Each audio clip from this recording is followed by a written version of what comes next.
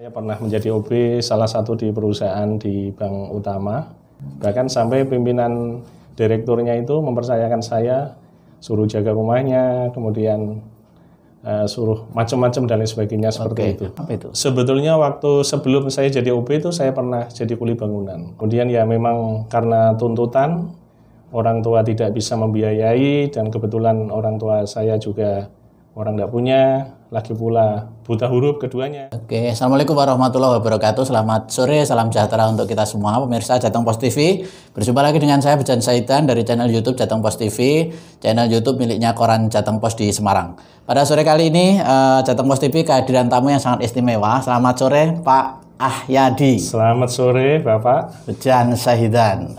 Terima kasih saya diundang di sini. Oke, pemirsa, ini tamu kita sore ini adalah tamu istimewa. Kategorinya segmen kita adalah segmen inspiring, yaitu salah satu segmen di mana kita sering mengangkat kisah-kisah sukses seseorang atau tokoh yang kisahnya itu membawa inspirasi untuk kita semua. Lah, Pak Ahyadi, ini nama lengkapnya adalah Pak Ahyadi SAG MH MPD I. Iya. Terus kemudian kenapa kita angkat kisah beliau? Karena beliau baru saja menambah gelarnya, yaitu gelar doktor ya Pak ya. Berarti sekarang harusnya layak dipanggil Pak Dr. Ahyadi ya. Tetapi di kurikulum vitae belum masuk ya. Belum masuk. Belum. Jadi beliau baru saja tanggal 3 November ya. November. Kemarin bulan ini pemirsa menerima sebetulnya menerima gelar resmi sebagai doktor, lulus doktornya yaitu dari UIN Wali Songo Semarang. Betul.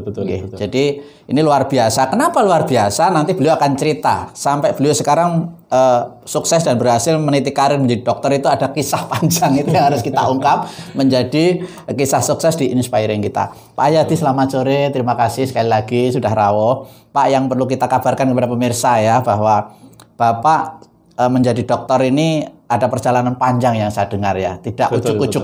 Orang punya duit sekolah jadi dokter banyak, tapi seperti Bapak perjalanannya panjang, pernah jadi OB. Betul. Kemudian pernah jadi kuli batu ya. Kuliah, cari usaha sendiri dan akhirnya jadi dokter. Pak, betulkah pernah jadi OB, Pak, sebelum jadi dokter ini, Pak? Betul, Bapak ini. Memang waktu mulai tahun 94 saya pernah menjadi OB salah satu di perusahaan di bank utama dan sampai akhirnya di Semarang sini Pak? Di Semarang, Oke. Ya, di Jalan Pemuda waktu itu dan alhamdulillah saya lakukan dengan ikhlas hati. Jadi saya enjoy komunikasi dengan teman, enjoy semua tidak ada masalah. Bahkan banyak yang simpati dengan saya waktu itu para pimpinan, bahkan sampai pimpinan direkturnya itu mempercayakan saya suruh jaga rumahnya, kemudian suruh macam-macam dan lain sebagainya seperti itu. Pak, itu jadi OB benar-benar ngepel-ngepel itu Pak di kantor? Betul. Ini apa tugasnya waktu itu Pak Ahyadi itu? Iya, tugas saya Pak Dr. Ahyadi nih sekarang ya. Tugas saya kalau pagi memang sebelum jam kerja saya harus bersih-bersih. Mulai jam 6:30 itu saya mulai bersih-bersih sampai nanti selesai karena ada beberapa OB yang sudah punya tugas masing-masing waktu itu. Okay. Ya alhamdulillah saya laksanakan dengan senang hati karena itu memang sudah kewajiban saya walaupun saya menjadi OB tapi harus saya lakukan dengan tanggung jawab dan dengan jujur, disiplin dan lain sebagainya. Maksud saya apa? Supaya teman-teman ini bisa mengikuti dengan saya. Jadi dimanapun juga saya harus uswatun hasanah. Bagaimana supaya kerja menjadi contoh yang baik itu seperti apa? Yang lainnya. Yang lainnya seperti itu. Sampai sekarang pun saya sendiri pun masih saya berusaha seperti itu dengan sidik, amanah, tabligh, fatunah seperti yang sudah disunahkan oleh Rasulullah SAW. Jadi kuncinya adalah bagaimana menjadi orang yang jujur ya Pak ya? Jujur, seperti amanah, itu. Jujur, sehingga dimanapun tempatnya meskipun meniti karir apapun pada akhirnya akan menemukan hasil yang terbaik ya? Yang terbaik. Oke Pak, kembali ke OB Pak. Itu waktu itu kok jadi OB ceritanya gimana? Apa pas sekolah SMA atau sudah kuliah atau gimana itu Pak? Sebetulnya waktu saya jadi OB itu sudah kuliah. Udah kuliah ya? Ya, sudah kuliah. Kemudian ya memang karena tuntutan orang tua tidak bisa membiayai dan kebetulan orang tua saya juga orang tidak punya, lagi pula buta huruf keduanya hanya bisa. Di mana Pak? Di Weding Bonang Demak. Oh Demak, asli kelahiran Demak asli ya? Dari kelahiran Demak. Ya. Dan kebetulan orang tua saya itu ya pas-pasan, jadi Dan saya anak yang pertama, kebetulan saya harus perhatian dengan adik-adik saya. Makanya Berapa bersaudara? saudara saya 6 bersaudara. 6. Alhamdulillah semua menjadi sarjana. Oh, alhamdulillah. Alhamdulillah. Ya. Meskipun orang tua dalam kondisi Kondisi keterbatasan keterbatasan, tapi alhamdulillah semua bisa menuntut kuliah semua. Yang itu yang termasuk panjenengan sehingga jadi dokter sekarang Sehingga- ini itu usaha sendiri, biaya sendiri ya. betul. Jadi usaha sendiri dan biaya sendiri. Jadi saya di mana saya tempat kerja, saya harus meningkatkan keilmuan saya. Waktu di bank utama juga begitu. Kemudian saya alhamdulillah saya ikut CPNS, masuk di Kementerian Agama. Ya, saya harus meningkatkan SDM saya. Saya melanjutkan kuliah S2, Magister Hukum Islam di Unisula, S2 Pendidikan Islam di Unwahas. Kemudian saya melanjutkan lagi S3 di UIN Wali Songo Semarang. Alhamdulillah sampai selesai. Selesai tahun 2021, 2021. ini ya. November kemarin baru saja program doktornya disahkan ya. Disahkan. Betul, betul. Promosinya sudah sah. Sudah sah. Oke, jadi itulah teman-teman pemirsa bahwa kisah beliau ini sengaja kami angkat sebagai sosok inspiring karena yaitu tadi ya, bahwa prestasi itu yang menentukan adalah niatnya gitu Betul, ya, betul, dan betul. upaya kerasnya. Biaya penting, tetapi itu bisa nomor sekian ya. Bisa nomor sekian. dua. Dan buktinya Pak Haryadi, Pak Dr. Haryadi sekarang sudah membuktikan itu, menjadi OB, pernah kuliah sambil jadi OB gitu. Jadi OB. Berapa tahun Pak jadi OB itu? Ya 5 tahun. 5 tahunan 5 ya. tahunan. Di sebuah bank itu Iya, ya. sebuah bank itu. Itu masih sambil kuliah tuh. Itu masih sambil kuliah sampai Ngaturnya lulus. gimana itu? Jadi OB sambil kuliah Karena itu gimana? kuliahnya malam. Oh waktu gitu. itu. Jadi ya saya rahasiakan, jangan sampai teman-teman saya tahu kalau saya kuliah seperti itu. Iri nanti ya. Iya. Mikir saya kan, waduh, kalau saya kuliah nanti, ya maksud saya kalau teman-teman saya mau kuliah lebih bagus. Tapi kan nanti kalau terus yang enggak itu saya kan Oke. punya perasaan tidak enak seperti itu. Waktu itu cari uang jadi OB itu cukup Kak untuk kuliah? Kalau untuk kuliah saya kira cukup. Cukup ya. Untuk hidup dan biaya kuliah itu cukup. Cukup ya waktu itu ya. Betul, Sudah lumayan ya. Oke Pak, itu 10 tahun 5 tahun 5 jadi OB tahunan itu ya. Oke, kemudian Bapak kalau tidak salah pernah nguli batu juga, itu waktu kuliah, waktu SMA atau waktu Itu apa itu? sebetulnya waktu sebelum saya jadi OB itu saya pernah jadi kuli bangunan. Oh, sudah kuliah juga? Ya sudah mulai masuk kuliah. Oh, sudah kuliah juga. Masuk kuliah itu. Di mana Pak? Jadi Waktu kuliah pertama saya itu di IPDI, Institut Pendidikan Dakwah Islam, Semarang. di Gubuk waktu itu. Oh, Ngubuk ya, di Hanya Ngubuk ya. sampai semester 6. Gubuk kan dekat Semarang juga iya, ya. dekat Semarang. Akhirnya saya transfer di IEWS Semarang karena saya kerja saya di UB Semarang. Oke, oh Seperti gitu itu. ceritanya Iya. ya. Waktu itu kuliah awal-awal sambil nguli batu di dekat kampus itu. Iya, di dekat di wilayah daerah sana.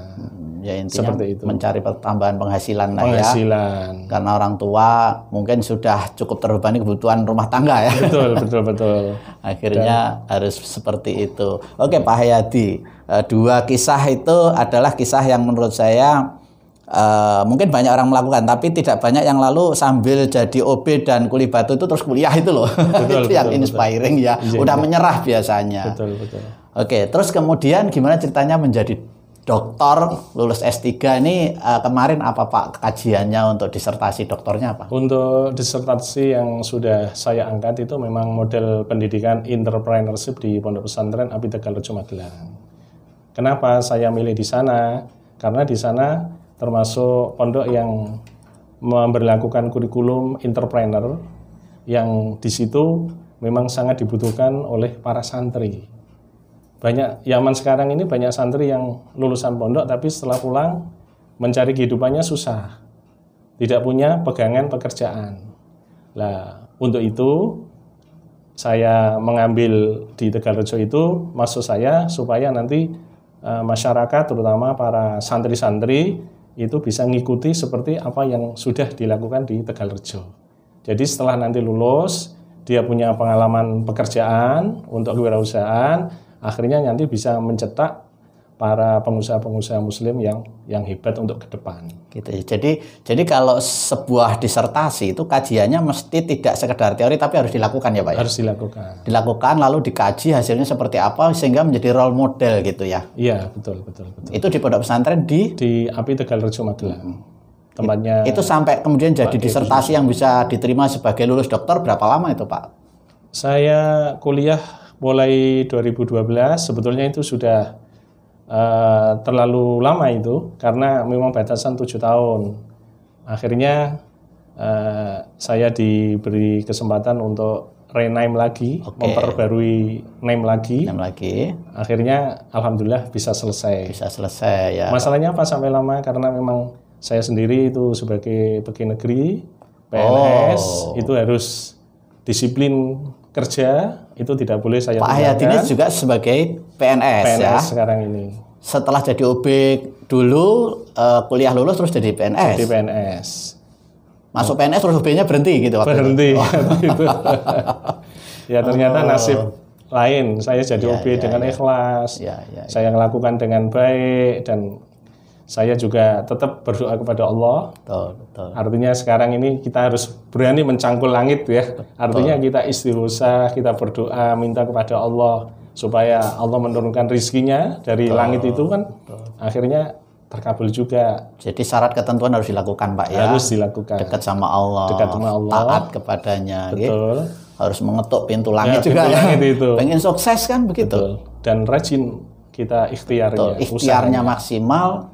Doanya juga maksimal. Jadi tidak bisa dipisah-pisahkan. Jadi dipisah itu ya. Seperti itu. Alhamdulillah. Cita-cita saya dari kecil, karena memang di buku-buku saya dari SD sudah saya tulis Kiai Haji Dr. Ahyadi seperti itu. Oh, sejak kecil sudah mencoba mengikhtiarkan untuk menjadi dokter itu seperti ya. itu. Dan alhamdulillah tercapai ya Pak. Alhamdulillah tercapai. Di usia berapa ini Pak kemarin SD, jadi dokter? yang SD dari SD. Oh, dari SD. Enggak, kemarin SD. sempat dokternya di usia berapa? 56. 56 ya. Alhamdulillah. Luar biasa. Jadi orang bilang banyak itu ya mimpi ya Pak. Ya, seperti mimpi itu. Mimpi diwujudkan kan gitu ya. Mimpinya ditulis terus gitu ya. Ditulis. Mimpi atau cita-cita menjadi ini dan akhirnya terwujud ya. Akhirnya bisa terwujud. Kata Allah itu apa yang dipikirkan itu yang diwujudkan ya. Betul. Itu. Jangan punya pikiran jelek sama Allah ya Pak. Pemirsa, ini luar biasa. Jadi cita-cita itu memang tidak boleh sembarangan dan memang harus harus ditohirkan dari kecil itu lebih baik ya, pengen jadi apa lalu dikejar ya. Betul itu. Dikejar. Oke, Pak Hayati. Pak Hayati sebetulnya ini seorang PNS di kantor pemerintah, seorang dosen, seorang apa ini sekarang nih? Ya, sebetulnya alhamdulillah saya ini memang seorang PNS di Kementerian Agama. Di Depak ya? Di Depak zaman dulu, dan alhamdulillah saya juga seorang dosen di STAI Islamic Center Demak. Dan jadi kalau CPNS-nya rutinitas di Kementerian Agama. Kementerian Agama. Di Kementerian Agama di Demak, di Semarang atau di Demak. Oh, di Demak, ya. Di cabang Demak ya. Di Kabupaten Demak, tepatnya di MTS Negeri 5 Demak. Jadi saya seorang guru di MTS Negeri 5 Demak. Ya. Kemudian kalau habis kerja, setelah pulang pinjer sore sampai malam saya pulang ngajar dari kantor sebagai PNS. Sebagai PNS saya juga ngajar di Sekolah Tinggi Agama Islam di Islamic Center Demak. Sebagai dosen ya. Sebagai dosen, dan jabatan saya sebagai wakil ketua atau wakil rektor 2 bagian administrasi dan keuangan. Namanya kampusnya apa Pak? STAI Islamic Center. STAI Islamic Sekolah Center Tinggi Demak. Agama Islam Islamic Center Demak. Kalau Semarang UIN gitu ya?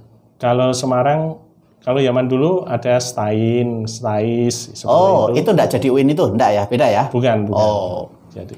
Jadi itu milik semacam yayasan. Milik yayasan. Yayasan Islamic Center. Pak. Ngajar apa Pak? Ngajar saya beraneka macam, juga kewirausahaan. Kewirausahaan juga yang sesuai dengan disertasi saya. Betul. Juga ngajar metodologi studi Islam yang sesuai dengan pendidikan saya. S2 saya kan memang hukum Islam, sama S2 saya pendidikan agama Islam. Itu S2 itu berarti 2 kali Pak? 2 kali. 2 kali dalam tahun yang bersamaan atau beda-beda? Berbeda. Berbeda. Berarti 4 tahun S2 di kampus ini, 4 tahun lagi di kampus 2 tahun. 2 tahun, sorry. Iya, 2 tahun. 2 tahun. Jadi 2008 sampai 2010 saya di Unisula, Magister Hukum Islam. Hukum Islam ya. Kemudian 2010 sampai 2013 saya di Unwahas Semarang. Apa itu S2-nya? Magister Pendidikan Agama Islam. Oh, masih ya yang tadi studi Ya, Islam yang studi Islam itu. Ini pendidikannya Ya, ya. pendidikan. Jadi saya punya basic hukum Islam sama pendidikan agama Islam. Sebagai guru basic pendidikannya ada, betul. S2-nya ya, terus hukum Islamnya ya, Pak Ya. ya. Hukum Islam ini kayak fikih Islam ini Iya, ya, Pak seperti hukum-hukum Islam. ya. Hukum Islam ya. Itu yang diajarkan di sekolah maupun di kampus seperti Terus itu. kemarin S3-nya S3-nya tentang model pendidikan entrepreneurship. Pondok pesantren ya. Pondok pesantren itu bidangnya ya ke pendidikan Islam di bidang ekonomi Islam. Ekonomi Islam, betul, Seperti betul, itu. betul. Oke Pak, memang menarik sih ya kajian itu karena selama ini sebagai orang awam saya melihat pondok pesantren itu kebanyakan memang total di agama ya. Betul, betul. Sehingga kewirausahaannya kurang. Betul, betul. Sehingga kalau lulus itu tidak banyak yang mungkin mencoba di dunia wirausaha. Betul. Padahal kan dagang juga bagian dari kesunahan ya Pak ya. Dan orang Islam juga harus berhasil ya Pak ya secara ekonomi ya Pak ya. Betul, betul, betul.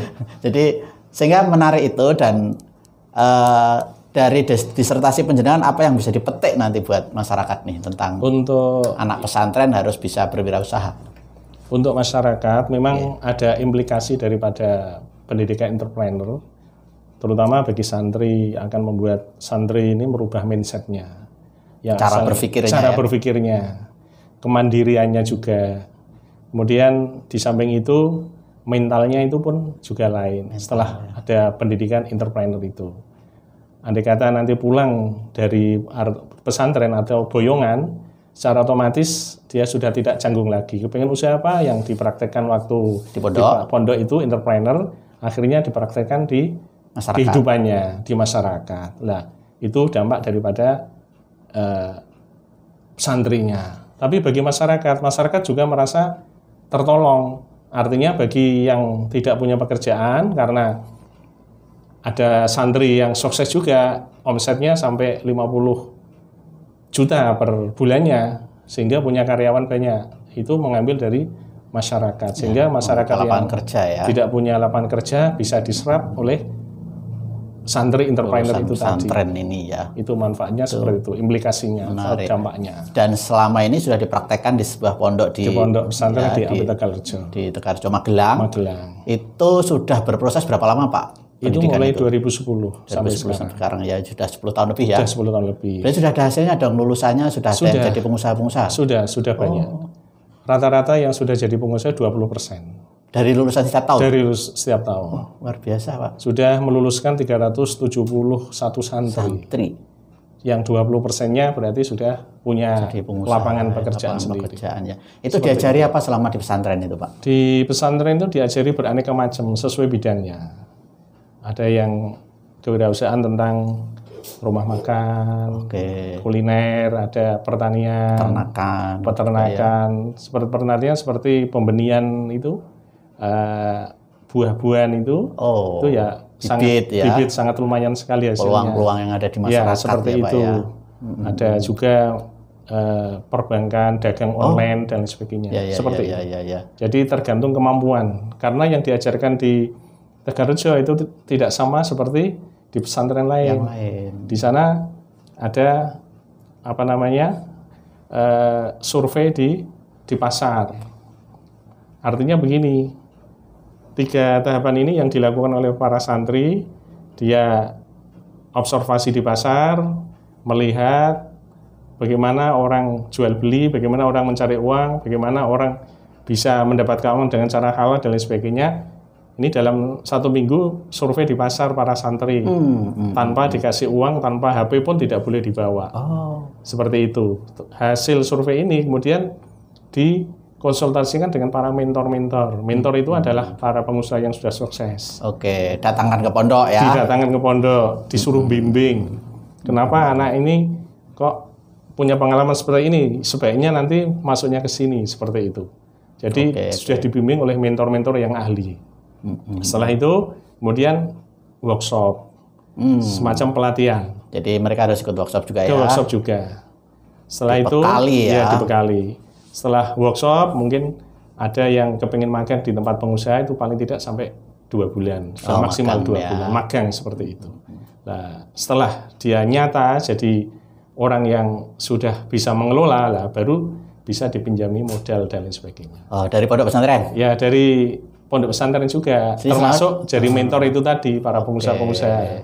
Jadi selama di pondok itu memang teori dan praktek sekaligus dan praktek ya? sekaligus. Sampai setelah jadi lulus ya, teorinya 25%, prakteknya 75%.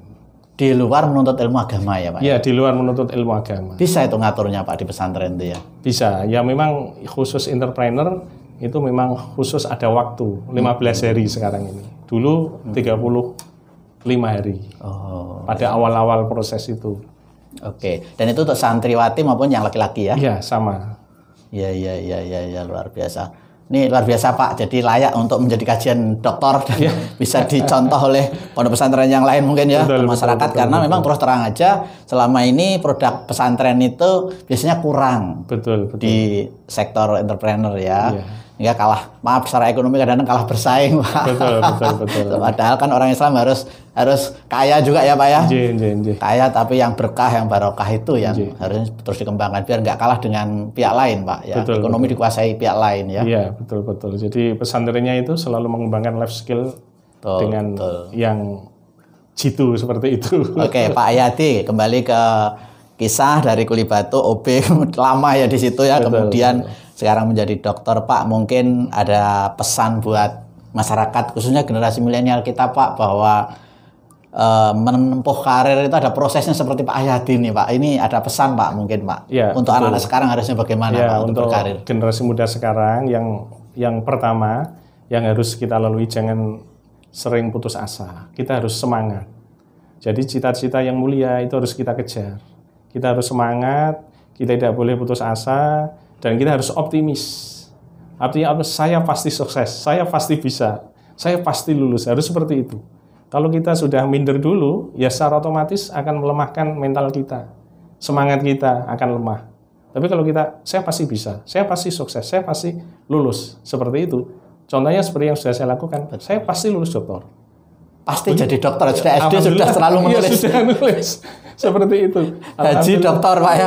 Hajinya sudah alhamdulillah ya. Hajinya ini belum. Belum ya, nunggu nanti lah. Nunggu dokternya sudah. Dokternya sudah, alhamdulillah itu. Sejak kecil SD sudah ditulis sudah namanya. Saya tulis buku-buku saya, kitab-kitab saya. Di depan nama sudah ada dokternya ya. Sudah saya tulis, berarti ini sudah menjadi cita-cita dari kecil. Walaupun saya kerja lewat OB, lewat Kuli Batu, lewat Kuli Cangkul dan sebagainya, itu saya kira hanya perjalanan hidup saja, proses dalam perjalanan hidup. Skenario yang dibuat oleh Gusti Allah. Iya, Gusti Allah itu. Tinggal bisa nggak jalani? Jalani. Ya, alhamdulillah sekarang sudah tercapai. Dokter saya sudah selesai. Oke, seperti itu. Bagi maaf untuk generasi yang mungkin kurang beruntung, keluarga misalnya dalam kondisi terbatas, jangan menyerah juga ya Pak ya. Jangan menyerah. Itu yang nomor satu, memang kita tetap semangat. Contoh panjenengan ya. Iya. Insya Allah seperti itu. Dalam keadaan orang tua dulu juga keterbatasan. Betul, orang tua memang keterbatasan, juga buta huruf Latin ya. Orang tua tidak bisa baca ya? Tidak bisa baca. Anaknya jadi dokter, luar biasa. Allah kalau berkehendak Pak ya. Iya, seperti itu. Yang penting jangan menyerah. Yang penting jangan menyerah, kita tetap semangat. Dan cita-cita harus kita kejar terus. Dengan cara keikhlasan. Kita harus ikhlas mengerjakan apapun, harus ikhlas.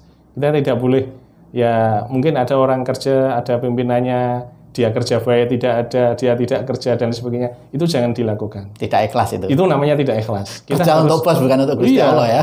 Kita kerja itu tuntutan bahwa Allah itu Maha Tahu. Seperti itu. Jadi walaupun saya jadi OB, Kuli Cangkul, sekarang jadi PNS, sekarang jadi dosen dan sebagainya, kita harus ikhlas dalam hati. Seperti itu. Karena apa? Kita diawasi oleh Allah. Ya. Seperti itu. Kerja itu juga bagian dari ibadah ya Pak ya? Dari bagian dari ibadah. Maka harus dijalankan dengan ikhlas. Dengan ikhlas. Oke Pak Ayadi, matur nuwun sekali Pak waktunya Pak. Pengen ngobrol panjang tentang kisah sukses panjenengan.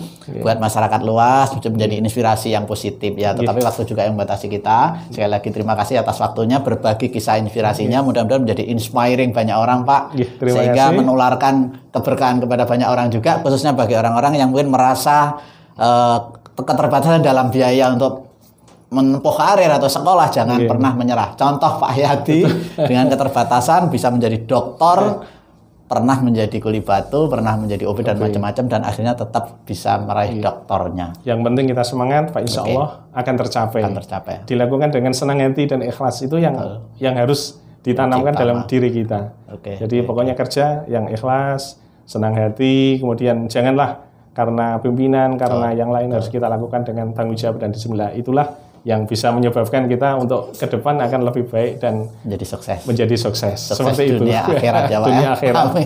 Oke, terima kasih Pak Yadi atas waktunya. Matur nuwun sekali. Saya Abjan Saidan dari channel YouTube Jateng Pos TV. Teman-teman, bila obrolan kita ini dianggap bermanfaat, tolong di-share nantinya ya. Di-like dan di-komen dan di-share kepada teman-teman lain supaya inspirasi menjadi inspirasi yang positif buat yang lainnya. Terima kasih. Saya Abjan Saidan undur diri. Assalamualaikum warahmatullahi wabarakatuh. Waalaikumsalam warahmatullahi wabarakatuh.